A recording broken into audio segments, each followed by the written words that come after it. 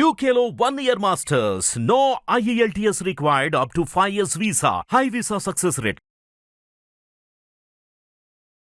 Welcome to Hit TV. ఈ రోజు మనతో certified financial planner and retired AGM of State Bank of India Fakhruddin గారు మనతో ఉన్నారు. నమస్కారం సార్. నమస్తే అండి. సో ఈ ఎపిసోడ్లో మనము రీట్స్ గురించి మాట్లాడుకుందాం సార్. ఫస్ట్ క్వశ్చన్ వచ్చేసి రీట్స్ అంటే ఏంటి ఒకసారి చెప్పండి. మనకు మొదటి నుంచి కూడా మన ఇండియన్స్ రియల్ ఎస్టేట్ మీద అటాచ్ అయి ఉన్నారు. ఏంటంటే majority of their investments are in real only. Real ఎస్టేట్స్లో కూడా వాళ్ళు మంచి రిటర్న్స్ తీస్తున్నారు, మంచి మంచి గ్రోత్ చూస్తున్నారు. కాబట్టి they are incline to invest in the real estate. అయితే ఈ మధ్య ప్రాపర్టీ ప్రైసెస్ విపరీతంగా పెరిగిపోయి ఏదైనా చిన్న ఇన్వెస్ట్మెంట్ ఏదైనా చేయాలన్నా సరే దే హ్యావ్ టు ఇన్వెస్ట్. అంటే మెట్రోస్ కానీ లేదా ఈవెన్ క్లాస్ 1 సిటీస్లో కానీ 1 crore లేనిదే ఏ రకమైన ప్రాపర్టీ. ఇటువంటిప్పుడు ఏంటవుతుందంటే they are not in a position to participate in the growth phase of the real estate అనమాట. అందువల్ల ఏంటంటే దానికి ఆల్టర్నేటివ్గా పుట్టించింది ఈ REITs, real estate investment trust. Okay sir, ఒక కంపెనీ రీట్స్లోకి క్లాసిఫై అవ్వాలి అంటే ఎటువంటి ఎలిజిబిలిటీ క్రైటీరియాస్ ఉంటాయి ఒకసారి చెప్పండి. రీట్స్లోకి ఏదైనా కంపెనీ స్టార్ట్ చేయాలి అంటే they have to register with SEBI as ట్రస్ట్గా ముందు ఫామ్ చేసి తర్వాత సెబీతో రిజిస్టర్ చేసుకోవాలి. చేసుకున్న తర్వాత they should have capital base of assets base of 500 crores. Their investment has to be invested 90% of their investment in the income generating avenues. 20% వేరే చోట పెట్టుకోవచ్చు. ఇలా they have to 90% of the profit they have to distribute to the unit holders. ఇలా చేసుకుంటూ ఇవన్నీ criteria fulfil అయితే that company can and that to it has to be listed in the stock exchange. Okay sir, ఈ REITs ఎలా నడుస్తుంది, దీనికి process ఏంటి ఒకసారి చెప్పండి. రీట్స్ నడవడానికి ఏంటంటే రీట్స్ సింపుల్గా మన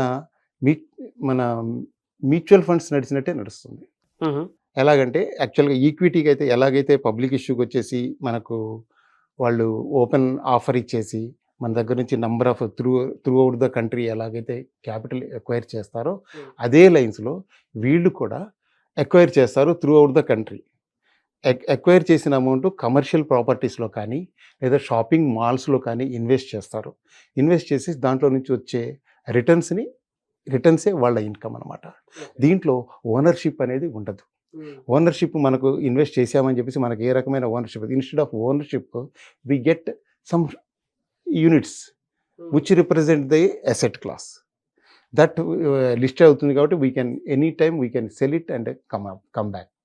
ఎందుకు ఈ రీట్ అనే దాన్ని క్రియేట్ చేశారు, అది కూడా ఒకసారి క్లారిటీ ఇవ్వండి సార్. అదే అందుబాటులో లేని మనకు పెద్ద పెద్ద పెట్టుబడి పెట్టడానికి వీల్లేదు. తక్కువ చిన్న చిన్న అమౌంట్లో కూడా ఇన్వెస్ట్ చేసే అవకాశం ఉంది. తర్వాత ఈ అమౌంట్ ఎంతవరకు వస్తుంది అంటే up to 50,000 rupees enough to participate in the a bigger commercial property of your town అనమాట. తర్వాత ఇది ఈజీగా లిస్ట్ అయి ఉంటుంది కాబట్టి మీకు అందుబాటులో తీసుకురావడానికి కాను ఇవి క్రియేట్ చేశారు.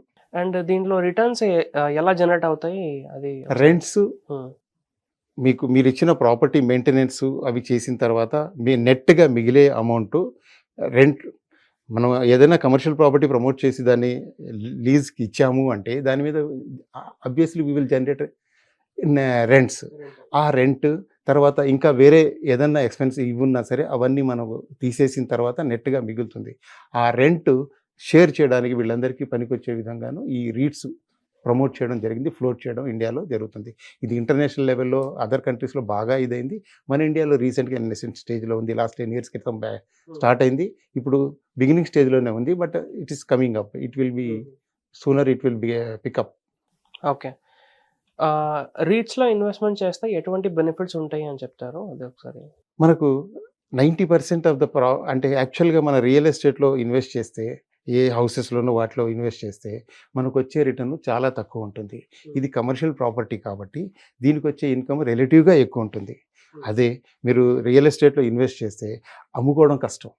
అంటే పెద్ద అమౌంట్, పెద్ద పార్టీ దొరకాలి, ఇవన్నీ ఇబ్బంది అవుతుంది. ఇక్కడైతే ఏమవుతుంది, మీకు మీ షేర్ తక్కువ, పైగా మార్కెట్లో ట్రేడ్ అవుతుంది కాబట్టి, అది ఈటీఎఫ్ ఫామ్లో ట్రేడ్ అవుతుంది కాబట్టి you can sell it up as and when you. అయితే మార్కెట్ రిలేటివ్గా తక్కువ ఉంటుంది, దీనిలో పార్టిసిపేట్ చేసే వాళ్ళే తక్కువే అయినా సరే లిక్విడిటీ ఈజీగా ఉంటుంది మీకు. ప్రతి దానికి ప్రోస్ అండ్ కాన్స్ ఉంటాయని మనకు తెలుసు. మళ్ళీ ఈ రీట్స్కి ఇందాక బెనిఫిట్స్ మాట్లాడుకున్నాము, దీనికి కాన్స్ ఏమంటారు, లిమిటేషన్స్ ఏమున్నాయి అంటారు? లిమిటేషన్స్ ఏంటంటే యాక్చువల్గా ఈ ఇన్కమ్ ఏదైనా దీనికి వచ్చే ఇన్కమ్ ట్యాక్సబుల్ ఒకటి. దీనికి వచ్చే మనకి ఏదైతే డిస్ట్రిబ్యూట్ అవుతుందో అది మనకి ట్యాక్స్ యాడ్ అయిపోతుంది. తర్వాత ఏంటంటే నంబర్ ఆఫ్ పార్టిసిపెంట్ తక్కువ కాబట్టి ఈజీగా సేల్ చేయడం, అంటే ఈక్విటీ సేల్ అయ్యేంత ఈజీగా రీట్స్ అమ్ముడు కావు. ఎందుకంటే మనకున్న ఓన్లీ మనం even if we want to invest also only 3 companies exist so far. ఒకటి ఇంటర్నేషనల్, ఒకటి 3 మన ఇండియన్ కంపెనీస్ ఈ ట్రస్ట్స్ ఉన్నాయి. వీటిల్లోనే పార్టిసిపేట్ చేయాలి. అందువల్ల ఏమవుతుందంటే వాటికి లిమిటెడ్గా ఉన్నది. ఒకవేళ డిమాండ్ కనుక పెడితే ఆటోమేటిక్గా పెరిగిపోతుంది. మనకేంటంటే ఈ లిమిటెడ్గానే ఉంది. మనం ఈవెన్ ఇన్వెస్ట్ చేయాలన్నా సరే we don't have limited much options. Correct. ఎవరైనా ఇందులో ఇన్వెస్ట్మెంట్ చేయాలి రీట్స్లో అంటే ఎలా ఇన్వెస్ట్మెంట్ చేయవచ్చు, అది కూడా ఒకసారి ప్రాసెస్ ఎక్స్ప్లెయిన్ చేయండి. ఇది మామూలుగా స్టాక్ ఎక్స్చేంజ్లో ట్రేడ్ అవుతుంది, ఈటీఎఫ్ ఫామ్లో ట్రేడ్ అవుతుంది.